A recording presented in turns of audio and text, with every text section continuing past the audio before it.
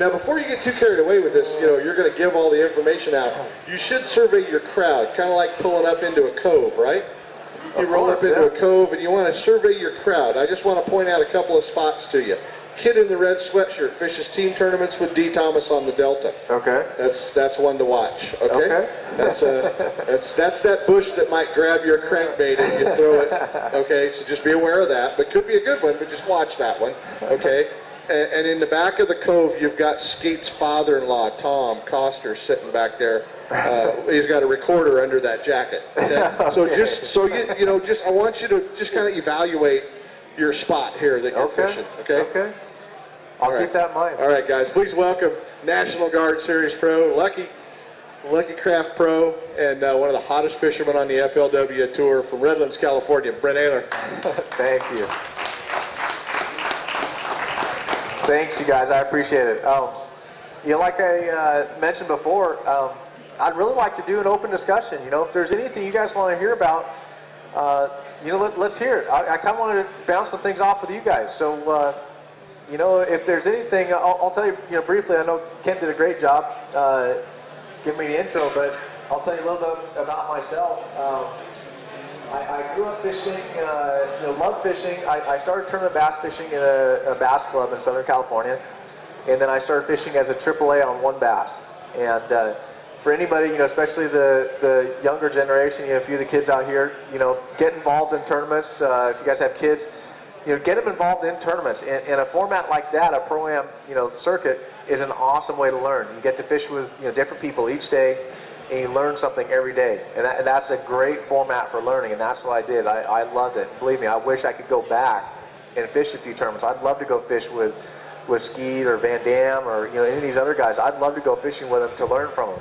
And we can all, it doesn't matter what level you're at, you can learn something from somebody. So, even myself, it doesn't matter. A 5-year-old kid, anything, if I went fishing and he'd do one thing that might get something going that goes, well, that's something I never thought about before. And it might get you going in a different direction. So you can learn something from everybody.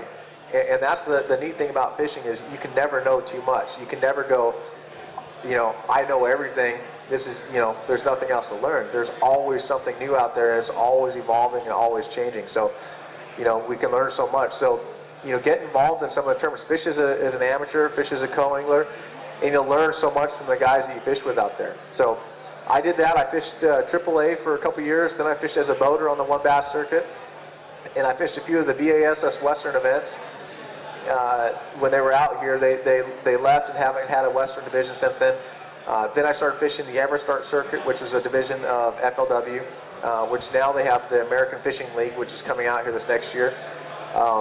And since then, that was in 2003. Since then, I've fished all the FLW tournaments. I fished the Western stuff. I went back and started fishing the Tour, and then they came out with the National Guard Series, the Western Series. I started fishing those. So I've kind of been in that FLW format since 2003. I've traveled all over all over the country fishing so many different lakes, so many different techniques.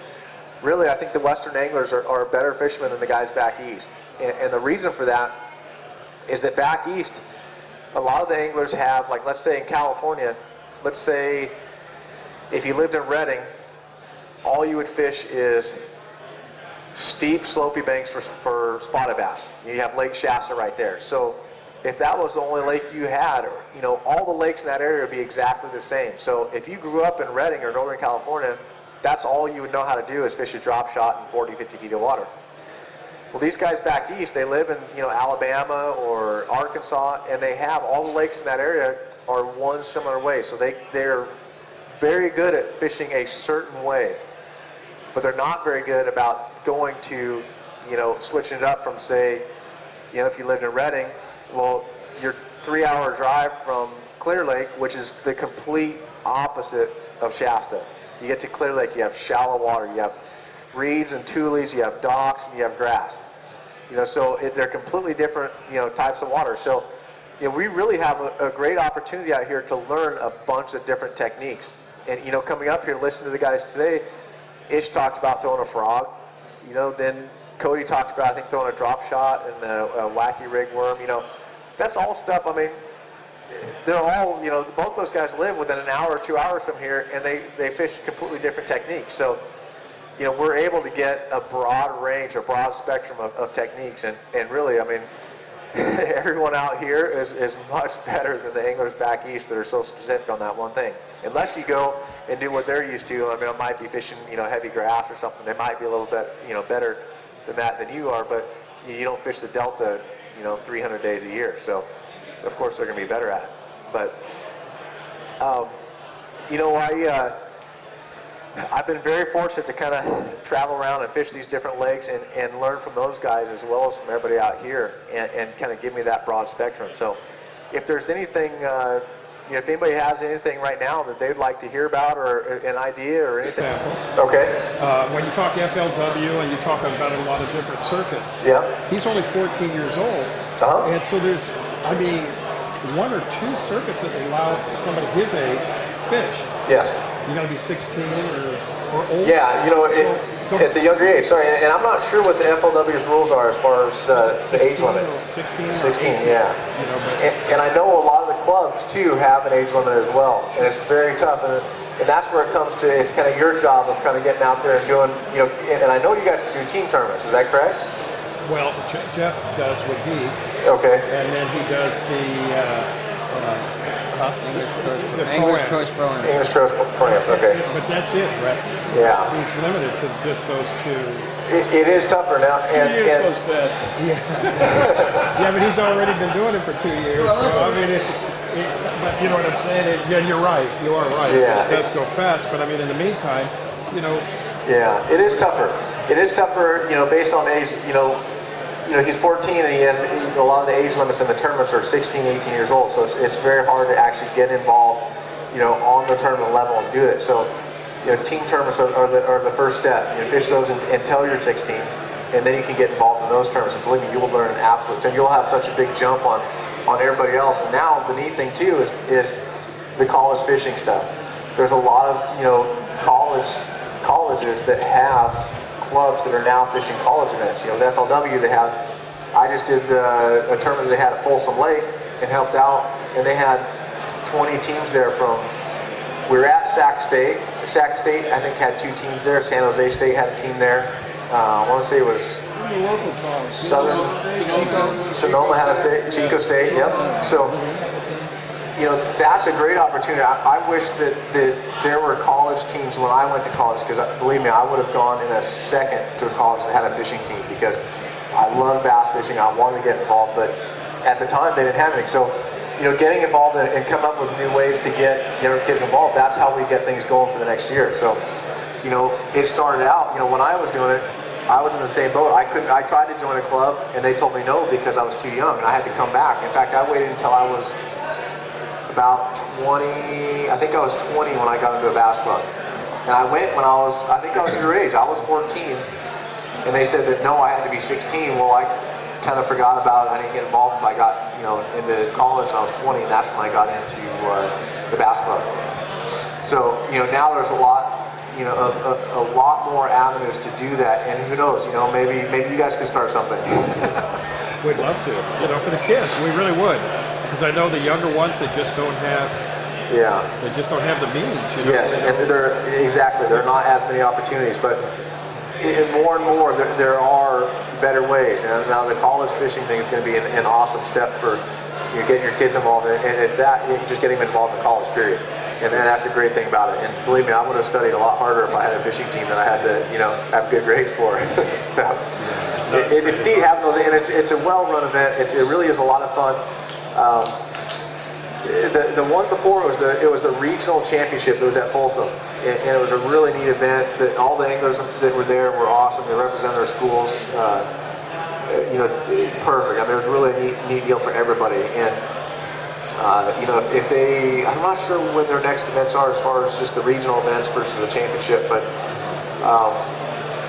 in fact, I think they coincide with the American Fishing League, if I'm not mistaken. I know they were this last year with the National Guard Western. So next year, I think the first one will be at Shasta in January. So if you guys are in the area, definitely check it out. It really is a neat thing. Maybe even take the kids along and have them look at it and go, look, these are college kids, If you go to college, you can maybe go to Chico or Sonoma and go to and get on a fishing team. So it really is a neat thing.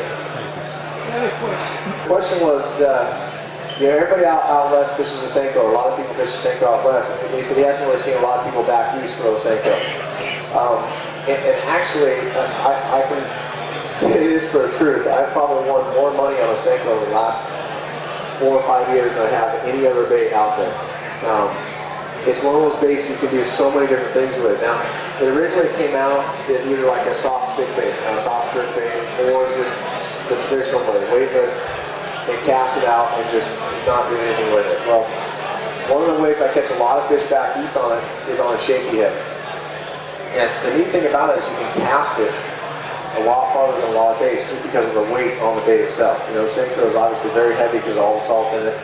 It has a completely different fall when you're rigging on a shaky head. It has a different fall, has a different action on the bottom. I like the bigger profile on it versus a skinny bait. Like for instance, roving worm, which works very good on a shaky head, as well as some of the other.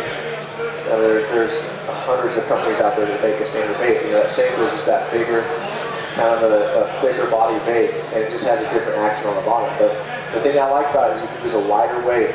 And you can cast it, you can get away by using a lighter weight, and it falls slower because it will spiral down. Whereas a lot of the other baits will kind of fall straight down, but because of the body and the shape of it, on that lighter weight, it will spiral down and you get a lot of bites on the fall. And it is one of those baits, everybody uses it, but no one talks about it because they have their own sponsors and they can't really say much about it. But I'm telling you right now, there are probably 30 pounds worth of Senkos in every professional fisherman you'll see back east. That's just the way it is, because it's just such a good bait. There's so many different things. Carolina rig, weightless. Now you can do a lackey rig. Now you can do that nail weight lackey rig. And there's so many different things you can do with it. The options are limitless with it, so they really are. And flipping with it. A lot of people even flip with it too. So, and that's the technique that I've done back east quite a bit, is fishing it shallow, fishing with a lightweight, but flip with it. You'll actually pitch it into with a heavy line, and fish it like you would any kind of a Texas rig or anything like that, but with a weight on it. So you're actually flipping it like you would any other kind of worm, but again, it has a completely different action to it, completely different fall. And you can throw it on 20-pound test, 25-pound test, and fish it in brush or grass, like you would any other thing. It really just doesn't get a lot of notoriety on the circuit. Kind of behind the scenes it does, but really neat. You can catch them anywhere in the country on that bait. If I had one worm to pick, that's what it'd be, no question. Senko. You can do so many things with it, and it doesn't matter where you go, you can't catch one. When you're fishing with Senko, and you're fishing with a weight. You know what a shaky head is?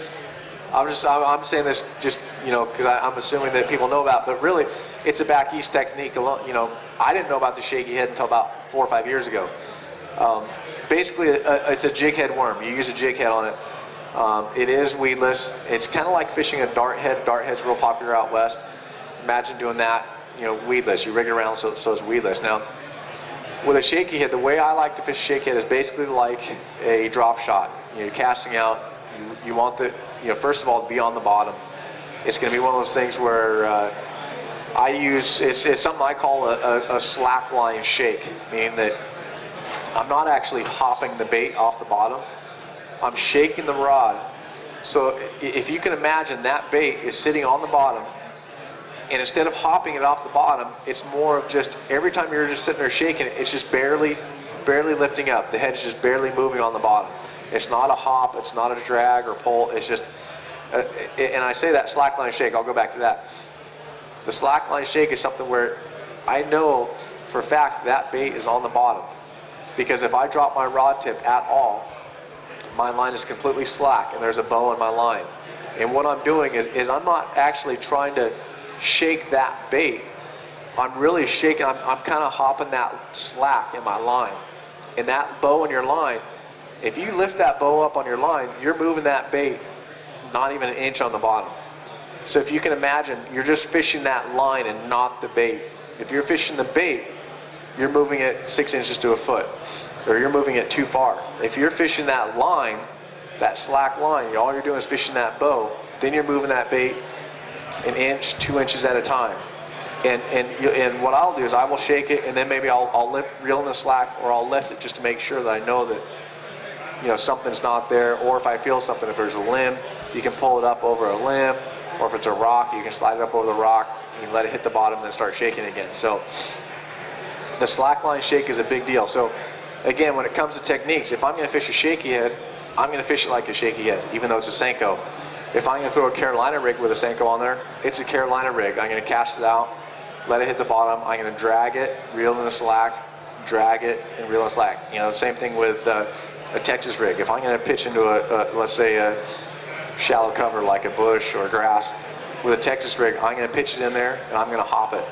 You're usually over something. So if you have a couple limbs there, or if you're in the middle of an underwater bush or a brush pile, typically what you'll do is you'll throw it in there, your line's over a limb, your bait's down here. So what you'll do with a Texas rig is you'll hop it. So now it hops up and you let it fall back down again.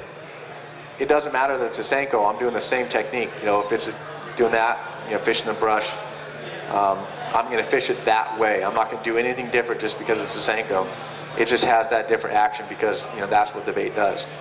So, you know, really don't change it. If your favorite, you know, technique is throwing a jig, I mean, you could try throwing a Senko on the back of a jig. I haven't tried it, but it might work. You never know.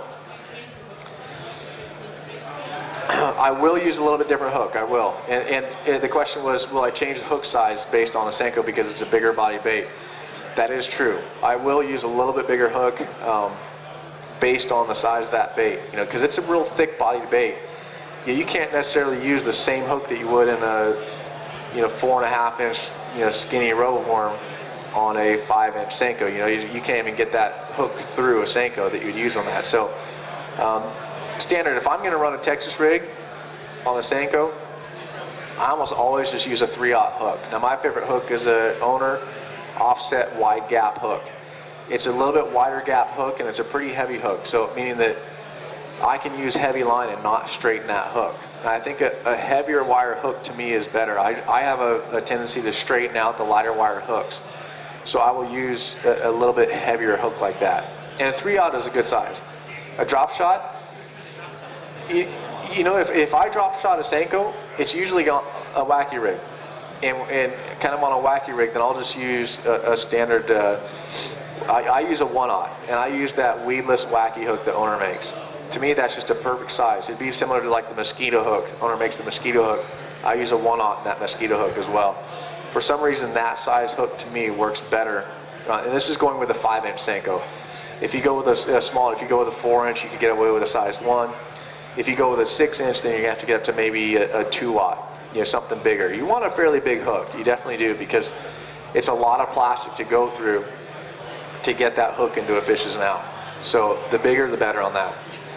But at the same time, you don't want to use, like if you're going to Texas rig it, you don't want to use too big of a hook, because if too big of a hook will mess up the action on a Senko. Because when a Senko falls, the whole thing shakes kind of horizontally when it falls. So if you can imagine a big hook that goes across, it limits that action. You know, the smaller the hook on that works better, but at the same time, you can't go too small because you can't get the bait through. So a 3/0 is kind of a perfect size, in my opinion. And it can be any brand. I use that owner hook. That's just a hook that I've used for years, and I really like it. But again, don't go too big, but definitely go bigger than you would with like a roboworm. Go ahead. You don't skin hook on your wacky, or not the system you're talking about? For Skin hook Senko? skin hooking a Senko. Now, if I do, are you talking about going all the way through the bait with the hook? Just hooking it on the side. Oh, on the side. I won't skin hook it, especially like on a shaky head. The key with a shaky head, I think, is to have that bait completely straight. If you skin hook it on the side, it's going to create just a little bit of a bend in that worm, and I think you'll get a little bit, you know, it'll twist, and it kind of won't be as natural. And so the one thing I will do though is I will put the bait when I rig it back through, the hook point is in that worm. I will take it and I will push it to where I actually take it and I'll push it all the way through and pull it back in and push it through a couple times just so it kind of creates a little groove in the bait, because again, it is a thicker bait and you want it to punch through easier. So I will get it kind of started.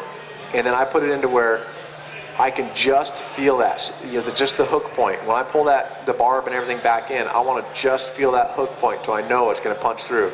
If you don't do that, you will lose a few fish. So, on a shaky head, I use a Picasso jig head. It's called the Shakedown, and I want to say that it is I think it might be a 2 or 3/0 hook on there, and I almost always use a 3/32 or a 1/16 ounce, so a pretty lightweight. And that hook is a little small, but see, if I'm going to run that shaky head, I will usually use a little bit heavier line and maybe even on a bait caster. And for that reason, I can get a better hookup ratio on it because I can just put more force on that fish. So it is a little bit smaller hook, and I actually am trying to figure out a way to get them to make a new model with a little bigger hook on there, because it would be better on a Senko with that, because it's a smaller hook. I think it is a 2/0 hook. If you could get away with a 3/0, or if you could find a shaky head with a 3/0, or maybe even a 4/0 hook, I think you'd be better off. But it can be tough sometimes to hook them. Yeah, exactly. But it's kind of the shaky head Senko is really a great technique. It really is the fall of it, just like a weightless Senko. It has its own technique, its own fall, especially with a 1/16 ounce. It kind of falls two different ways. One, it'll spiral, especially for suspended fish. If you're trying to catch those fish that are kind of suspended up off the bottom, that bait spiraling, it kind of falls like a wounded shad. If a shad's swimming around, they kind of swim in a circle. So it gives a great new action to it. But the other thing too, if you're fishing on the bottom, especially with heavy line, if I'm fishing shallow docks or brush and I'm using heavy line, it actually falls kind of like the Senko does. It kind of has that wiggle to it. But here's the thing, with that weight in it, instead of falling straight down and shaking, it shakes a little bit, but it glides at the same time because it has the weight in the nose of that bait. So let's go back to like a brush pile. If you pull it up over a limb and you drop the rod tip to give that bait slack, the momentum is coming over the limb, and when it gets to the other side, it will track towards the boat. But when it's tracking at the same time, that bait is doing that. It's moving, but instead of just going straight down like this, it's going at at an angle. It's coming towards you. So if you get on that brush pile, if there's fish in that brush, if he's sitting there and this thing's next to him and he's watching, it comes up and over, and it gets over his head, now it starts shaking, it starts going away from him. I mean, it's instinct. They got to bite it. And it just has two actions. It's falling, it's swimming away from him, and it's shaking at the same time. It has a really, really neat action to it. So I'd definitely try it out. Something I don't really tell too many people about, but it works really good. It does work good. So, sure. Okay, in March, the question was how I caught him at the Delta in March. Was that 2 years ago? It was two years ago. I was fishing the Delta, and it was in March. I finished second place, and I had two things going on in that tournament. I was flipping reeds on kind of a high to a middle tide, and in the springtime, to me the Delta, the fish like sparse tules and ponds. And I mean that like Frank's Track and Mildred's Island, Big Break, big ponds. The fish like to get kind of out of the current. I think they do. And I'm not a Delta expert, but that's my guess, is that in the springtime, if fish want to spawn the Delta, they're going to want to get on the flatter stuff with the least amount of current. Now, the one thing about that is if you're at the Delta, if you look at tules, you're going to find sparse tules, or you're going to find the real clumped up tight tules. And just driving down, if you're looking, you can tell if it's deep or shallow based on the clumps of the tules. If the tules are real tight and clumped together, it's usually deeper. There's a good edge there. The real sparse tules mean it's kind of flat. And what I've always looked for at the Delta are the sparse tules, especially in the springtime. That's where they traditionally like to spawn. Now in that tournament, I originally got on to fishing those sparse tules. It was really tough. You had to fish very slow and very methodical. That was kind of my go-to technique in that deal, was just doing that. And I had a secondary pattern of throwing a crankbait. this was the very first year that the grass had really died off in the Delta. I don't know if it was something to do with the water, or if really they did that good of a job at killing all this grass out there. And one thing that I noticed is that I could throw a crankbait. I was throwing a shallow running crankbait. I was actually running several different kinds. I was throwing the Skeet's new crankbait, the SKT MR. I was throwing a BDS-3 and a BDS-2. I was throwing those 3 baits, and depending on the depth, those are the 3 baits that I was throwing. The real shallow, I was throwing the BDS-2. It doesn't get as deep. The SKT gets a little bit deeper than the BDS-3. I was throwing them all in a spring crawl, which is a Delta. It's a red and black color. So what I realized is that the places where I knew there was a lot of grass that had a riprap, all the grass was gone. So if you can imagine all these fish that were piled up in the grass over the years, now the grass was completely gone. So you could go down an area, and if it was matted grass from, if the wall right here is the riprap bank, it used to be solid grass from there to me right here. Well, now when I go there, there's 0 grass. So every bass that was between me and the bank right there is now right on the bank. That's their only cover, is right on the bank. And it was so much easier to get in front of these fish. So if there's an area, let's say there's 1 acre of water, and there's 200, 300 fish in that acre of water. Well, now I could get in front of those fish for 100% of my cast, or 80% of my cast. Meaning, if I went there in the spring when there was grass before, if I'm sitting right here, this is solid grass, where are they going to be? I mean, I could drop a worm right here, well, that fish could be right there. Or vice versa. If I go right there, that fish is right here. Well, what about those fish that are 5 feet that way, or 10 feet that way? Well, now with no grass, all those fish are just right on that wall. So it was easier to get in front of a lot of fish. So I basically started running the pattern of running that crankbait. And I really wasn't catching a lot of fish, big fish on the crankbait. I was catching more flipping. And my whole game plan was to flip. So I went and flipped. I caught a few fish in the morning. Then it started getting too windy where I couldn't flip anymore. So I went and ran the crankbait. Well, I ended up catching a couple 6-pounders and lost a 6-pounder. And next thing I knew, I had a 30-pound stringer throwing the crankbait, which I wasn't really planning on. So the second day I went back out and I started flipping again, and I couldn't catch anything. I caught 1 little 2-pounder. Well, the wind picked up again, and I go, well, I have no choice but to go throw the crankbait. And right off the bat, I caught a 6-pounder. Well, so I started running that, and pretty soon I had a little bit, a decent stringer. I had 20 pounds.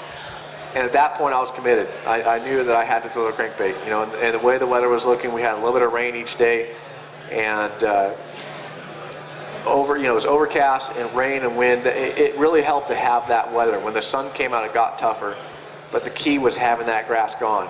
And anywhere I could find good rock that wasn't the real steep stuff and didn't have a ton of current, it was better.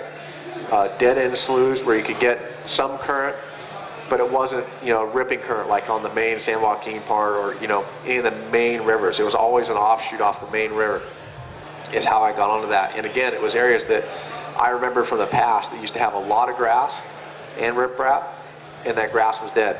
And that was the whole key, was getting around that grass. And the Delta is a very good shallow crankbait lake. There's just no question. It's always been good, but it happened to be even better because all that grass was gone. So it's just kind of a right timing deal. It is really all it was, and being fortunate enough to get around, the right groups of fish. So, it was just one of those things where it just developed. My best, pattern in the tournament ended up being, what I thought was going to be my secondary or, my backup plan. I really thought that the flipping deal was going to be better, and it ended up being that, my backup plan worked out better. So that's kind of how that one went down. But it's a fun. I mean, even now, it doesn't have to be in the spring. They like a crankbait there. There's just no question. They like, biting a crankbait there. They like that red. The new size of the SKT, not the mini. When we were there, I was throwing the mini.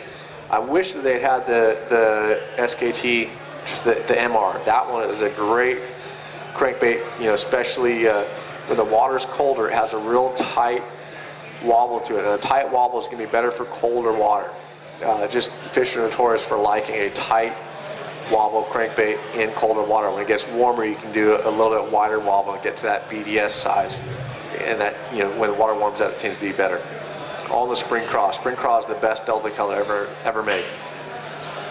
So that was kind of how I got onto that. And that's usually the way tournaments go, is having kind of an open mind and not being so dead set on one thing. I started out flipping thinking that was going to be it, and I didn't force it. The wind, it kind of forced me to leave, which helped, but had the wind not blown, I still think I would have caught them flipping, but with it blowing, it kind of helped that other pattern. So again, that could be something too, is to have a couple techniques to where if something happens, plan for the worst, and always hope for the best. Go, well, if it's calm, I can catch them on a drop shot here or doing this, but if the wind blows, maybe I'll throw a crankbait or a jerk bait or a spinnerbait. If the wind blows, do that. In the tournament day comes, and it's dead calm, well, great, I can go catch them on a drop shot. Well, the afternoon it gets windy, perfect. I'll go through the crankbait or the jerk bait. Always have something to kind of accommodate the different weather patterns, or anything, or maybe it's rain. If it's raining. I'll give you another example. We just fished at Lake Roosevelt for the FLW Series, National Guard Western. It was about 3 weeks, a month ago. This is just outside of Phoenix. If you can imagine, Phoenix is very hot. 115 degrees out there. All summer long. It never rains in Arizona. Well, we get out to this tournament, and again, it's hot. It's in the high 90s every day. Well, they're forecasting rain for the first day of the tournament. It hasn't rained in Phoenix for like 3 months. In the tournament, I was catching a lot of fish out deeper. I wasn't catching that much, that many on the bank. First day, sure enough, it is raining. Well, they're forecasting like 2 inches of rain. So I was actually sitting in the boat while my partner was dropping me off. I was restringing up a rod. I tied on a spinnerbait. I had not thrown a spinnerbait once in all of practice. I just knew that because that if that rain comes, or if those fish basically, well, going back to that, the summertime, everybody knows the fish bite better at night. All the big fish are caught at night, it seems like, in the summertime. Well, what's happening is those fish that are out deep, they slide up and they get on the bank at night. In the mornings, they're still up there just a little bit, and they slide off and get back out there deeper during the day.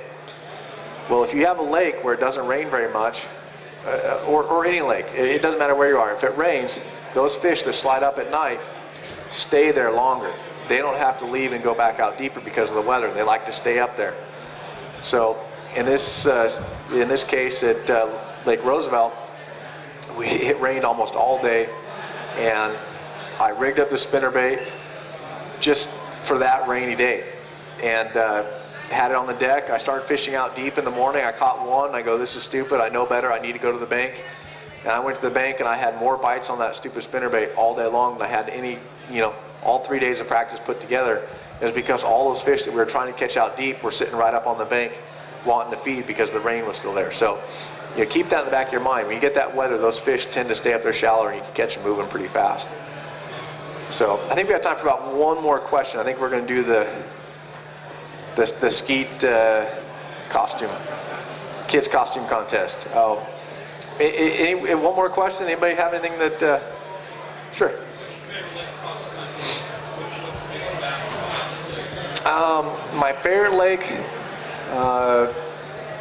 in the country, I would say I have about 3, and every one of them is different. Actually, I take it back. 2 of my favorite ones are pretty close to here, Clear Lake and Delta, and they happen to be in California. There's a lot of great lakes back east, but man, it's very hard to beat Clear Lake and Delta. Biggest fish I've ever caught at the Delta, I think, was just over 12 pounds. Clear Lake, yeah, not that big, 8 pounds, 10 pounds maybe. The other lake that I like back east is Lake St. Clair, and it's just north of Detroit. It's in Michigan. It's actually on the border of Canada and Michigan. The smallmouth fishing there is amazing. It's one of those things where any tournament, if you don't have 15 to 18 pounds a day, you're not in the hunt period. You have to catch them, and it's one of those lakes that you just know they're going to bite. It doesn't matter. If you're going there, you know that you have to catch them, and it's an amazing fishery. And they're smallmouth. Smallmouth are a lot of fun to catch. You can do a variety of different things to catch them. That has to be the other one. I've had one of the best days fishing I've ever had at Lake St. Clair. There was actually a mayfly hatch, and it was as many 4 and 5 pound smallmouth that you could catch in any one given time. I mean, it was just, you could see them boiling everywhere. It was just football fields full of smallmouth, and it lasted for 6 hours. And it was just, you'd pick up the trolling motor and you'd run 4 miles, and you could see them just splashing all over. And you drop the trolling motor, you catch a 4 pounder. Pull the trolling motor, run, you know, catch 3 or 4 3-pounders. It was just the most amazing day I've ever had on the water, and it was at Lake St. Clair. So those are my favorites. Clear Lake and Delta are pretty hard to beat. Doesn't matter where you go, they're the best places to go. Is that right? Clear Lake, man. Yeah. What's your favorite bait at Clear Lake? My favorite bait at Clear Lake, the LV500 right now. The LV500 catches more bass at Clear Lake than any other bait. Ghost minnow. Ghost minnow. Actually, you know, the new light hitch is a great color. They just came out with it. They have an LV500. I have not tried it yet, but I'm telling you, that right there will outfish any other lipless crankbait out there right now, period. So You throw that in the winter? I would throw it in the wintertime, yeah. Until about December. I think probably after December it might get a little bit tougher, just depending on the season. When it gets to that point, I'll probably go to that Pointer 100 in the same color, that light hitch. You know, that bait was really designed at Clear Lake. It really was, that color. There's no reason to fight it. You know, Pointer 100, you know, December on, before that, the LV500 is the best one ever. So I've had some of the best days out there right now, this time of year. It's an absolute blast. When that grass starts to die, that's one more quick thing. Right now, all the grass, you know, all the lakes that are around here, the grass tends to die off in the fall. And lipless crankbait, especially that LV500, fishing it very fast around that dead grass is just a phenomenal bait. And especially when that grass is starting to die off, because again, when it kind of goes to that delta scenario where there used to be a lot of grass, there's fewer, you know, and fewer grass as it gets colder and colder. So all those fish that are in fields of grass, well, now those fields of grass are down to a smaller group of grass, and all those fish are kind of clumped into that, you know, smaller section. So anywhere where you can find that dying grass is where the fish are going to be congregated at. So look for that at Clear Lake next time for sure. You're going to stick around, right? Yeah. We're going to hang out. Skeet's going to be up in a little bit. FLW National Guard Series, Western Division Angler of the Year, FLW Tour Pro. You'll see him in the Forest Wood Cup next year, Brett Ayler. Thanks. I appreciate it. Thanks, guys.